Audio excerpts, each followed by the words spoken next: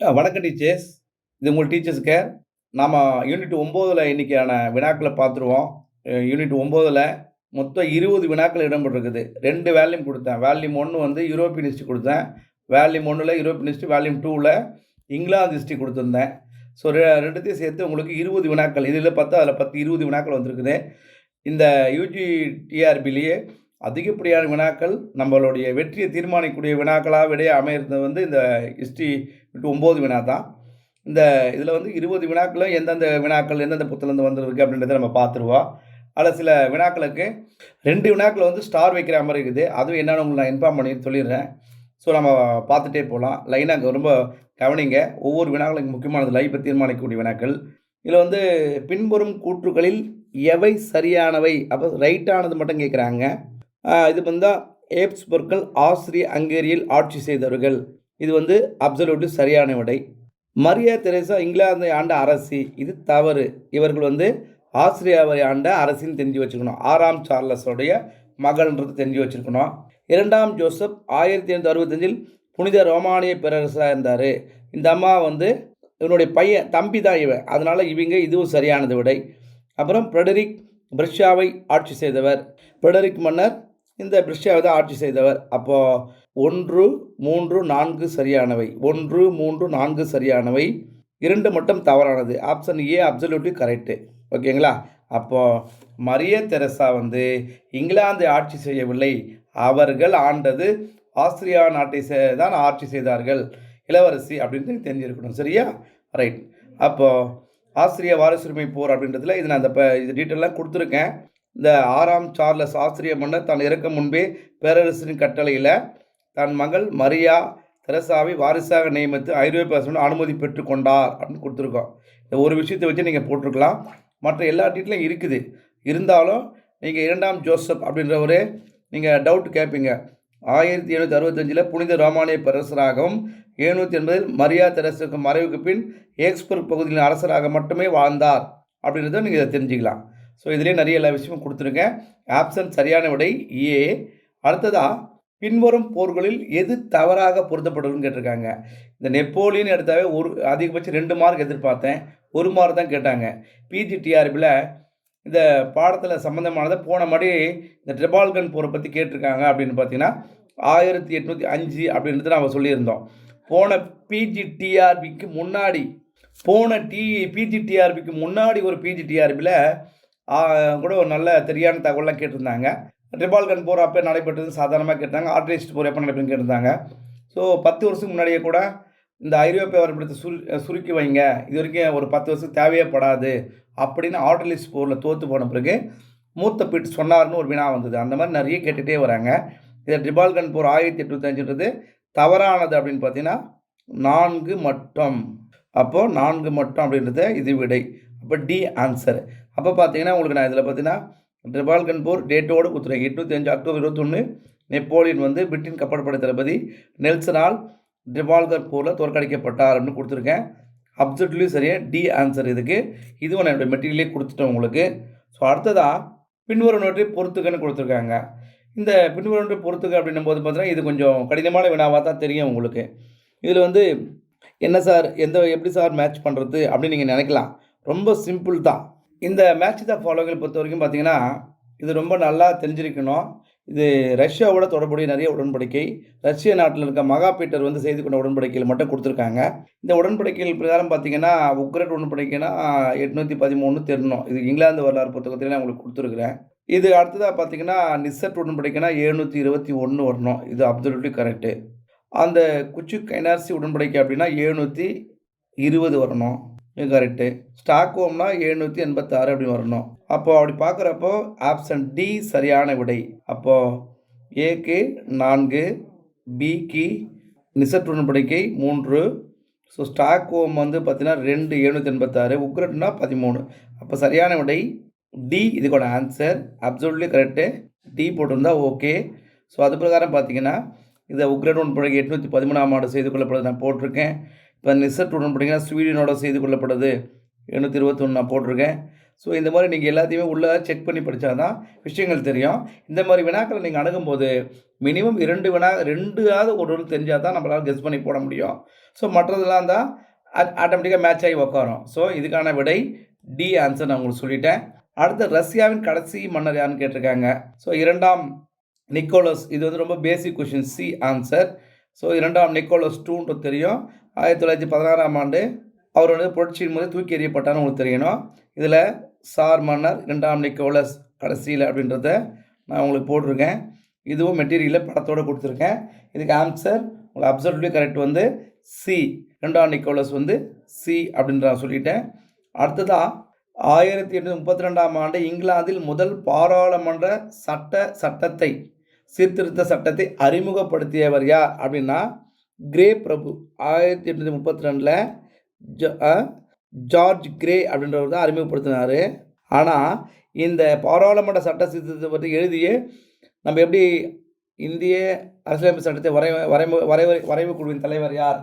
இந்திய அரசியலமைப்பு சட்டத்தின் வரைவு குழுவின் தலைவர் யார்? டாக்டர் அம்பேத்கர்னு சொல்லுவோம் இல்லையா? அதன் போல் இதனுடைய சட்ட சீர்திருத்தத்தை எழுதியவர் வரைந்தவர் அப்படின்னு பார்த்தீங்கன்னா ஜான் ரசல் பிரபு அப்படின்றது தான் சரியான விடை. இதில் டி. ஆனால் இந்த பாராளுமன்ற சீர்திருத்த சட்டத்தை அறிமுகப்படுத்தியவர் யார் அப்படின்னு சொன்னீங்கன்னா ஜார்ஜ் கிரே. அவரோட பேர் இல்லாதனால அந்த சட்டத்தை எழுதியவர் யார்ன்றது பேர் தான் வரும். ஆப்ஷன் டி சரியான விடை. இது வந்து நான் உங்களுக்கு கொடுத்துக்கிறேன் ஒரு தெரிஞ்சுக்கிறதுக்காக. 1832ஆம் ஆண்டு முதன்மை சிற்பிகளில் ஒருவராக இருந்தார் யார் அப்படின்னு பார்த்தீங்கன்னா ரசல். அப்படி தான் உங்களுக்கு கொடுத்துருக்கேன், நீ தெரிஞ்சுக்கிட்டுங்க அப்படிங்கள. ஸோ இது வந்து அவங்க கொடுத்தாங்கன்னா கண்டிப்பாக ஆப்ஷன் டி தான் கொடுப்பாங்க. ஸோ அதுக்கு மேலே நம்ம ப்ரூவ் பண்ணுற மாதிரி தான் ஜார்ஜ் கிரேவை நம்ம ப்ரூவ் பண்ணணும். சரிங்களா? இந்த ஒரு கொஷின் நீங்கள் தெரிஞ்சு வச்சுக்கலாம். அடுத்ததான் வெஸ்ட்பேலியா அமைதி உடன்படிக்கும் போது பிரான்சின் கார்டினலாக இருந்தவன் கொடுத்துருக்காங்க. இதுக்கு ஆன்சர் வந்து மாசரின்னு வரணும். ஸோ இவங்க வந்து 1642 முதல் அப்புறமா 48 கிட்டத்தட்ட 1648 தான் வெஸ்ட்பேலியா உடன்படிக்கை அது வரைக்கும் இருக்கிறாங்க. கார்டினல் மாசரின். ஸோ அவங்க பேர் இல்லாதனால மாசரினுக்கு முன்னாடி இருந்தது ரிசல்யூ. அந்த ரிசல்யூன்றது அவர் கார்டினல் வந்து அவங்களோட கிட்ட ஒர்க் பண்ணதுனால அவர் பேரை கொடுத்துருக்காங்க. இந்த கொஸ்டின் அப்சல்யூட்லி தப்பு. ஏன்னா ஒரு இறந்து போனவர் ரிசல்யூ வந்து 1642 செத்து போயிடாரு. செத்து போன ஒருத்தர் வந்து 8 வருஷம் கழிச்சு 1648 கையெழுத்து போட முடியாது.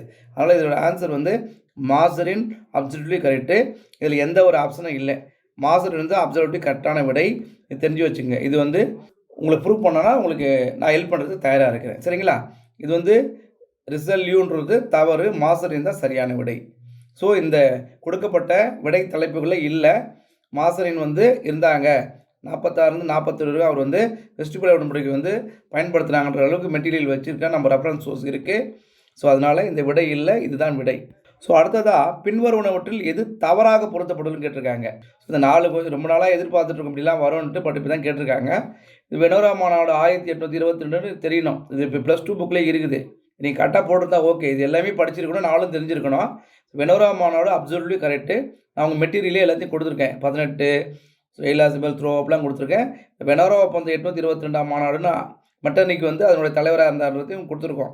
ஸோ 822 ஆப்ஷன் வந்து இதுக்கு டி சரியான ஆன்சர். இதுக்கு டி சரியான விடை. இந்த புத்தகத்திலே நான் மெட்டீரியலே கொடுத்துட்டேன். இது வந்து பேசிக் கொஷின் தான். இது வந்து பின்வரும் கூற்றுகளில் எவை தவறானதுன்னு கேட்டிருக்காங்க. அப்போ முதல்ல வந்து தவறானது அப்படின்றது பார்த்தீங்கன்னா சரியானது எதுன்னு டிக் அடிச்சுக்கலாம். ஸோ இது வந்து ஐரோப்பிய வரலாற்றில் 1848 என்பது அதிசயங்களின் ஆண்டு. ரைட். ஏனெனில் மெட்டர்னிக் வீழ்ச்சி. ஓகே. 1859 தான் சாவறாரு, தப்பிச்சு ஓடிடுறாரு. ரோம் மக்கள் போப்பாண்டருக்கு எதிராக குரல் எழுப்பினார்கள். ஆமாம், எழுப்பினாங்க. லூயி பிலிப்பின் எதேச்சர் ஆட்சியை பிரான்ஸ் ஏற்றுக்கொள்ளவில்லை. ஒரே வாரத்தில் அவர் என்ன பண்ணார், நாட்டை விட்டு தப்பிச்சு ஓடிட்டார். இது அப்போ தப்பு. டென்மார்க் மற்றும் ஹாலந்தின் ஆட்சியாளர்கள் தங்கள் மக்களுக்கு புதிய அரசியலமைப்பை வழங்கவில்லை. ஏனென்றால் 1865 இந்த கான்ஸ்டைன் உடன்படிக்கையின்படி இந்த 2 பகுதி என்ன பண்ணுறாங்க அப்படின்னு பார்த்தீங்கன்னா, டென்மார்க் வந்து 9ஆம் கிறிஸ்டியன் செத்து போகிறாரு. செத்து போயிடார். செத்தனால ஓல்ஸ்டீன் அப்படின்னு ஒரு பகுதியை வந்து ஆஸ்திரியாவும் ஆல்ஸ்டீன் அப்படின்ற பகுதியை ரஷ்யாவும் பங்கு போட்டுக்கிறாங்க 865. அதனால் அந்த பகுதியை வந்து என்ன பண்ண போகிறாங்க, டென்மார்க் நாடே கிடையாது. 2ஆ பிரிச்சாங்க. இந்த 1865 அச்சு போரின்படி 2 பகுதி பாதி வீதா பிரிச்சுக்கிறாங்க. அதனால மன்னர் வந்து செத்து போயிறாரு. அதனால இதுவும் தவறு. ஜெர்மனி மற்றும் இத்தாலி புரட்சிக்கு அதிசயமானது. புரட்சிக்கு உட்படுதா? ஆமா அப்படின்னு அர்த்தம். அப்போ இப்போ என்னன்னா 2 தான் தப்பா இருக்கு. எவை தவறானவை மட்டும் கேட்டிருக்காங்க. 3ம் 4ம் தவறு. அப்போ 3ம் 4ம் தவறு. என்னோட ஆன்சர் சரியான ஆன்சர் டி 3ம் 4ம் தவறு. அப்படின்னு நீங்கள் நல்லா தெளிவாக தெரிஞ்சிருந்தா தான் இந்த இந்த வினாக்கு விடையளிக்க முடியும். இதனோட ஆன்சர் டி டீச்சர்ஸ். டி சரியான ஆன்சர். ஓகேங்களா? வினாத்தாள் வடிவமைப்பு குழுவுக்கு உங்களை வந்து கடினப்படுத்தியிருந்தாலும் இப்படிலாம் வினாக்களை கேட்பாங்கன்னு நீங்கள் தெரிஞ்சு வச்சுருக்கலாம். ஸோ இதில் வந்து உங்களுக்கு நான் டீட்டெயில்ஸ்லாம் போட்டிருக்கேன். நீங்கள் எல்லாத்தையும் நீங்கள் பார்த்துக்கலாம். மெட்டீரியலில் போய் ஃப்ரீயாக இருந்தால் மேப்போடு இருக்கு படிச்சுக்கலாம். அடுத்ததாக வந்து பார்த்தீங்கன்னா பிரிவுணர்களில் பிராங்க்போர்ட் பாராளுமன்ற சரியானவை. இந்த பிராங்க்போர்ட் என்பது ஜெர்மனியில் உள்ள ஒரு பாராளுமன்றம் முதல்ல நமக்கு தெரியணும். இது மே 1842 பாராளுமன்றம் கூடியது. Sir right. பிராங்க்போர்ட் பாராளுமன்றம் 1848 கூடியது. பாராளுமன்றத்தில் சுமார் 581 தேர்ந்தெடுக்கப்பட்ட உறுப்பினர்கள் இருந்தார்கள். இல்லை, இது தப்பு. ஏன்னா 861 பேர் இருந்தாங்க அப்படின்னு தெரியணும். ஒருங்கிணைந்த ஜெர்மனிக்கு ஒரு அரசியலமைப்பை வழங்க வேண்டும் என்ற நோக்கமாக இருந்தது. சரி. அதன் முடிவு ஆஸ்திரியாவை ஆதரித்தது. ஓகே. 4ஆம் ஃபிரெடரிக் வில்லியமுக்கு ஜெர்மன் நாட்டின் மகுடத்தை பாராளுமன்றம் வழங்கவில்லை. அது ஆமாம், 4ஆம் பாராளுமன்றத்துக்கு வழங்கவில்லை. அப்போ அடுத்த 5ஆவதா 4ஆம் ஃபிரெடரிக் வில்லியமுக்கு ஜெர்மன் நாட்டின் மகுடத்தை பாராளுமன்றம் வழங்கவில்லை. ஆமாம், 1ஆம் வில்லியமுக்கு தான் வழங்கியது. அப்போ 1 இது சரியான வினா. 1 சரி, 3 சரி, 4 சரி. அப்சல்யூட்லி ஏ வந்து சரியான விடை. ஆப்ஷன் இதுக்கு ஏ விடை. அப்போது ஏ அப்சல்யூட்லி கரெக்டு. ஓகேவா? அடுத்ததான் இதில் வந்து உங்களுக்கு நான் கொடுத்துருக்குறேன். இதிலே நீங்கள் ஒவ்வொரு முறையும் படித்து பார்த்துக்கலாம். 1ஆம் வில்லியம் தான் கடைசியாக ராஜ்யத்தில் இருந்தார் அப்படின்றது. இதில் வந்து பிராங்க்போர்ட் பாராளுமன்றம் தேர்ந்தெடுத்ததால் முதல் தேர்ந்தெடுக்கப்பட்டு சட்டத்தை அறிமுகப்படுத்தப்படும் மே மாதம். இது எல்லாமே உங்களுக்கு இதில் கொடுத்துருக்கேன். இதில் பிரஷ்யா இந்த கொஸ்டின் கேட்டிருந்தாங்க. 834 சோல்வரின் சுங்க ஐக்கியத்தை எப்போ வெற்றிகரம் ஏற்படுத்தின்னு கேட்டாங்க. இந்த வினாக்கில் வந்துருந்தது. இதுலேருந்து 2 வினாக்கள் உங்களுக்கு கேட்டிருக்காங்க இந்த பேஜிலேருந்து. அடுத்ததான் பின்வருவனவற்றில் தவறானது. உலகப் போரில் ஜெர்மனி இருந்தது. இப்போது முதல் உலகப் போரும்போது உலகப் போர்களிடையே ஜெர்மனி என்ன இருந்ததுன்னா ஜெர்மனிக்கு என்ன நடந்ததுன்னா மார்க் மதிப்பிழப்பு தேசிய வர்த்தகத்தில் பற்றாக்குறை உருவாக்கியது. ஓகே. காகித பணத்தை திரும்ப பெற நேச நாடுகள் ரெட்டன்பர்க்கை நிறுவின. ஓகே. ரெட்டன் பேங்க் நிறுவனாங்க. சரி. ஜெர்மன் போர் இழப்பீட்டுகளை செலுத்துவதை ஆய்வு செய்ய டேவ்ஸ் திட்டமும் தொடங்கப்பட்டது 1924. சரி. யங் திட்டத்தின்படி ஜெர்மனிய போர் இழப்பீடுகள் 37 ஆண்டு தொகையாக செலுத்த வேண்டியிருந்தது. இங்கே தான் யங் திட்டம் 1928. ஆனால் 37 கிட்டத்தட்ட 59 அப்படின்றது நீங்கள் தெரிஞ்சிருக்கணும். ஸோ இது பார்த்தீங்கன்னா அப்போது டி மட்டும் தவறானது. ஆப்ஷன் டி மட்டும் தவறானது. இதுக்கான ஆன்சர் டி. அப்போது எத்தனைனா 37 59 அப்படின்றது உங்களுக்கு தெரியணும். இது கொஞ்சம் இன்டீரியர் டெப்த்தாக கேட்கப்பட்ட கேள்வி. பட் விஷயங்கள் தெரிஞ்சால் தான் அதை நம்ம அப்சல்யூட்டாக கரெக்டாக போட முடியும். அடுத்ததான் பின்வரும் ஒன்றில் எது தவறாக பொருந்தப்படுதுன்னு கேட்டிருக்காங்க. ஸோ இது தவறாக பொருந்தப்படுறதுக்கு முன்னாடி எது சரின்னு பார்க்கணும். அப்போ நீங்கள் எடுத்துகிற அதாவது டெக்ளரேஷன் ஆஃப் ரைட்ஸ் 1889 அப்படின்னு நீங்கள் மட்டும் தெரிஞ்சால் போதுமானது. ஆப்ஷன் ஏ இது சரியானது. மற்றதெல்லாம் நீங்கள் அதான் தவறானது. மற்றதெல்லாம் சரியாக கொடுத்துருக்காங்க. ஸோ இது மட்டும் தவறாக கொடுத்துருக்காங்க. இது ரொம்ப ஒரு பேசிக் கொஷின் தான். இது அவங்க மெட்டீரியல்லையே கொடுத்துருக்கேன். இங்கே பார்த்தீங்கன்னா 869 இந்த அறிக்கை பில் ஆஃப் ரைட்ஸ் வெளியிடப்பட்டது. பின்னாடி பக்கம் மெட்டீரியலில் பிரத்யோக பாராளுமன்ற சிவில் உரிமைகள் அறிவிப்பு 1869 கொடுத்துருக்கேன். ஸோ ஆப்ஷன் இது அப்சல்யூட்லி கரெக்ட். பார்த்தீங்கன்னா ஏ ஆன்சர். தவறானது அதுதான். ஏன்னா 1689 நீங்கள் கரெக்டாக எழுதியிருக்கணும். இது மெட்டீரியல் நான் கொடுத்துருக்கேன். நீங்கள் வேணால் செக் பண்ணி பார்த்துக்குங்க. வால்யூம் 2ல் யூனிட் 1 இருக்கும், 2 இருக்கும். வால்யூம் 2 இங்கிலாந்து வரலாறுல பேஜ் நம்பர் 179 நல்லா கொடுத்துருங்க. நீங்கள் பார்த்துட்டா தெரியும். அடுத்து பிரிட்டிஷ் ஆப்பிரிக்க காலனிகள் எவை அப்படின்னு கேட்டிருக்காங்க. ஸோ இதில் பார்த்தீங்கன்னா மொராக்கோ பிரச்சனை 1906 அதாவது மோல்கின் பிரச்சனை நமக்கு தெரிஞ்சாவே இந்த மொராக்கோ மற்றும் அல்ஜீரியா பிரான்ஸில் உள்ளது அப்படின்னு நமக்கு தெரிஞ்சிடும். அப்போ மீதி எல்லாமே இருக்குது. அப்போது இது மட்டும் தவறானது. அப்போ 1 விட்ருங்க. அப்போ 1, 2, 3. அப்போ சி அப்சல்யூட்லி கரெக்டு. கானா, கென்யா, தென்னாப்பிரிக்கா, நைஜீரியா, தங்கானியா, உகாண்டா இது எல்லாமே பிரிட்டிஷ் காலனி நாடுகள் நான் புக்லேயே கொடுத்துருக்கேன். அப்போ சி சரியான விடை. மொராக்கோ அல்ஜீரியா மாநாட்டில் பிரச்சனை ஏற்பட்டது, முதல் உலகப் போருக்கு வழிவகுத்தது, யூடியூப் படத்தில் ஜெர்மனி அனுப்பியது நம்ம தெரிஞ்சு வச்சுருக்கணும். ஸோ அதனால் அப்சல்யூட்லி கரெக்டு 1, 2, 3. இங்கே பார்த்தீங்கன்னா இது இல்லாமல் நானே ஆப்பிரிக்க பெருங்கண்டத்தில் உள்ள அமெரிக்க நாடுகளுடைய விஷயங்கள் என்னென்ன நாடு எல்லாமே ஒரு 10 கொடுத்துருக்கேன். கோல்டு கோஸ்ட்டு, நான் காம்பியா, சிலிசியா, ரொட்டீஷியா, கென்யா, ஆப்பிரிக்கா, கிட்டத்தட்ட மொத்தமே நான் போட்டிருக்கேன். ஸோ இதெல்லாம் பார்த்தீங்கன்னாலும் எனக்கு கரெக்டாக போட்டுடலாம். அது விஷயம் தெரிஞ்சிருந்தால் ஈஸியாக போட்டுடலாம். அப்சல்யூட்லி கரெக்ட் வந்து சி ஆன்சர். ஓகேங்களா? அடுத்தது அறிவியல் பிரச்சனை கணித கோட்பாடுகளை அறிமுகப்படுத்தியவனா இது பேசிக் கொஷின். ரெனி டெக்கார்த்தோ பிரெஞ்சு நாட்டை சேர்ந்த ஒரு தத்துவஞானி நமக்கு தெரியும். வில்லி மாரினா 1923 ரத்த ஓட்டத்தை கண்டுபிடிச்சவர். இங்கிலாந்து சேர்ந்தவன் தெரியணும். இது மாதிரி நிறைய விஷயங்கள் தெரியணும். 2ல் இவர் தான். ஆப்ஷன் ஏ சரியான விடை. Option A Descartes. நான் ரெனி டெக்கார்த்தோ அப்படின்றது உங்களுக்கு நெதர்லாந்து நாட்டை சேர்ந்தவர். கணிதம், கணிதத்துவம், கார்ட்டீசியம், கணிதத்தில் பகுப்பாய்வு வடிவியல், அனாலிசிக்கல் ஜெயமன் என்பதை கண்டுபிடித்தா நான் போட்டிருக்கேன். இதுவும் நீங்கள் பார்த்துக்கலாம். மனிதனின் உரிமைகள் என்ற புத்தகத்தை எழுதியவர் அப்படின்னு கேட்கும்போது ஒரே குழப்பமாக இருக்குது சார், என்ன தான் பண்ணுறதுன்னு தெரியல சார். நீங்கள் சொல்கிறீங்க தாமஸ் பெயின். இவர் வந்து தாமஸ் பெயின். அப்சல்யூட்லி கரெக்டான விடை டி ஆன்சரு. இவர் தான் வந்து ஃபஸ்ட்டு இங்கிலாந்து நாட்டை சேர்ந்தவர். ஃபஸ்ட்டு அமெரிக்காவில் போய் எல்லா விஷயம் பண்ணார். அமெரிக்காவிலேருந்து தப்பிச்சு பிரான்ஸுக்கு ஓடினார். பிரான்ஸில் போய் தான் இந்த புத்தகத்தையே அவர் வெளியிட்டார்.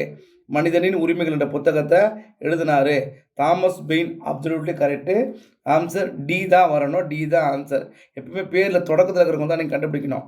அதனால் தாமஸ் பெயின் அப்படின்னு கொடுக்கணும். இவங்க பிரித்து கொடுத்துருக்காங்க. எப்படி கொடுத்தாலும் மனிதனின் உரிமைகள்ன்ற புத்தகம் எழுதியவர் அவர் தான். அவர் கிட்டத்தட்ட 47 பேஜ் கொண்ட அந்த துண்டு பிரசுரம் தான் இந்த அமெரிக்காவே ஆட்டி படைத்தது அப்படின்லாம் நிறைய தெரிஞ்சிருக்கணும். ரொம்ப பேசிக்காகவே நீங்கள் போட்டு போயிட்டே இருக்கலாம். இது ரொம்ப கன்ஃபியூஸ்லாம் நீங்கள் ஆக வேண்டியதில்லை. இந்த மெட்டீரியல் நீங்கள் 8லையும் கொடுத்துருக்கேன். 8லையும் வந்திருக்குது. ஸோ எல்லாத்துலேயுமே நான் உங்களுக்கு இதுலேயும் கொடுத்துருக்குறேன், ஃப்ரெஞ்சுலேயும் கொடுத்துருக்கேன். அடுத்தது அந்த பெர்ஷியன் கஸ்டம்ஸ் யூனியன், அதாவது சோல்வரின் என்ற அமைப்பு. சோல்வரின் எப்போது உருவாக்கப்படுது அப்படின்னு கேட்டேன். 1834. இது +2 book question. Answer B absolutely கரெக்டான விடை. இது வந்து பார்த்திங்கன்னா இந்த பேஜே கொடுத்துருக்கேன். ரஷ்யா 1834 சோல்வரி என்ற சுங்க ஐக்கியத்தை, கஸ்டம்ஸ் யூனியத்தை வெற்றிகரமாக உருவாக்கியது நான் கொடுத்துருக்கேன். இதுவே அப்சல்யூட்லி கரெக்டான விடை. டேஸ் ஒப்பந்தத்தின்படி துருக்கியின் அதிகாரத்தின் கீழ் ஒரு கிரீஸில் சுயாட்சி அரசாங்கம் உருவாக்கப்படுதுன்னு கேட்டிருக்காங்க. அது 1829 லண்டன் உடன்படிக்கைன்னு உங்களுக்கு தெரியணும். ஆப்ஷன் ஏ லண்டன் உடன்படிக்கை அப்படின்னு நீங்கள் பார்த்துக்கலாம். இதில் வந்து அப்சல்யூட்லி கரெக்டான ஆப்ஷன் ஏ. இதில் உங்களுக்கு மெட்டீரியலில் இதில் 1827 London treaty, England, France, Russia உருவாக்கி கொண்டது. இதில் அவர் கிரேக்கில் சுயாட்சி தர அறிவுறுத்தப்பட்டது நான் மெட்டீரியலும் கொடுத்துருக்கேன். இது வந்து அப்சல்யூட்லி உங்களுக்கு A answer. So principles of morals and legislation அந்த புத்தகத்தை எழுதியவர்னா ஜெர்மி பெந்தாம். ஆப்ஷன் பி சரியான விடை. ஒரு பிரெஞ்சு தத்துவ ஞானியோட வால்டர் காலத்தில் வாழ்ந்தவர்னு உங்களுக்கு தெரியணும். ஜெர்மி பெந்தாம் என்ற ஆப்ஷன் பி சரியான விடை. இந்த புத்தகத்தை எடுத்து நான் வச்சு விட்டேன். இது மாதிரி புக்ஸ்லேருந்து ஏதாவது 1, 2 கேட்டுகிட்டே தான் இருப்பாங்க. ஜெர்மி பெந்தாம்ன்றது சரியான விடை. இது ஆப்ஷன் பி. அடுத்தது டேஷாம் ஆண்டு பேபியின் சங்கம் தோற்றுவிக்கப்படுது. கொஞ்சம் கடினமான வினா தான். 1883. இது வந்து 83 தானா அப்படின்னா டி சரியான விடை. இது வந்து பார்த்தீங்கன்னா பேபியன் சொசைட்டி ஜனவரி 4, 1884 லண்டனில் ஒரு வருடத்துக்கு முன்பு நிறுவப்பட்ட ஒரு சமூகத்தின் பகுதியாக நிறுவப்பட்டதுன்னு போட்டிருக்காங்க. இதுலேயே அவங்க என்ன பண்ணாங்க, ஒரு வருடத்துக்கு முன்பு அப்படின்ட்டு கொடுத்துருக்காங்க. ஸோ அதனால் 1883 சரியான விடை. ஆப்ஷன் டி சரியான விடை.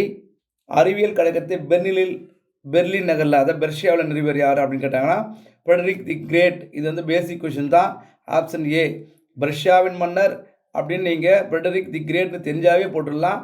ஆப்ஷன் ஏ அப்சல்யூட்லி கரெக்டு. இங்கே பார்த்தீங்கன்னா இந்த மகா ஃப்ரெடரிக் உள்நாட்டு கொள்கை வெளிநாட்டு கொள்கை கொடுக்கும்போது இவர் வந்து பெர்லின் நகரில் விஞ்ஞான கழகத்தை அகாடமி ஆஃப் சயின்ஸை நிறுவினார் அப்படின்னு கொடுத்துருக்கோம். இது வந்து ரொம்ப absolutely answer correct. Option A சரியான விடை.